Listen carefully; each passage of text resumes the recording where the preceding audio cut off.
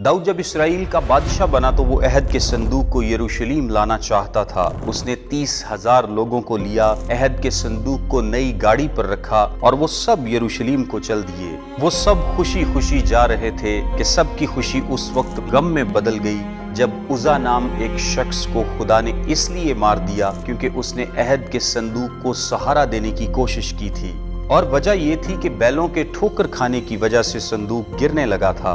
बज़ाहिर लगता है कि ये बड़ी सख्त सजा है क्योंकि उसने संदूक को गिरने से बचाने के लिए ये किया था। लेकिन मैं आपको बताता चलूं कि यहाँ एक नई गाड़ी, बहुत सारे लोग, बहुत सारे साज और परस्तिश का जज्बा तो मौजूद था, लेकिन ये परस्तिश खुदावंद को पसंद नहीं थी क्योंकि लोग नाफरमानी कर रहे थे। कलाम के मुताबिक संदूक को एक जगह से दूसरी जगह ले जाने के लिए किसी गाड़ी का नहीं बल्कि सिर्फ और सिर्फ कंधों का इस्तेमाल किया जा सकता था, और सिर्फ लावी उसे कंधों पर उठा सकते थे, और लावियों के लिए भी ये हुक्म था कि वो सिर्फ चोबों से उसे उठा सकते हैं। संदूक को हाथ लगाने की इजाजत किसी को नहीं थी। बड़ा स्टेज, बहुत सारे लोग, बहुत सारे गाने वाले, बहुत सारे साजो आवाज और बहुत सा जोशो वलवला, इन सब का कोई फायदा नहीं अगर आपका दिल खुदा के साथ रास्त नहीं। माहौल खुशगवार, दिलचस्प, जोशीला और दिलकश तो हो सकता है, लेकिन ये खुदावंद को पसंद नहीं आएगा अगर उसकी नाफरमानी में किया जा रहा है।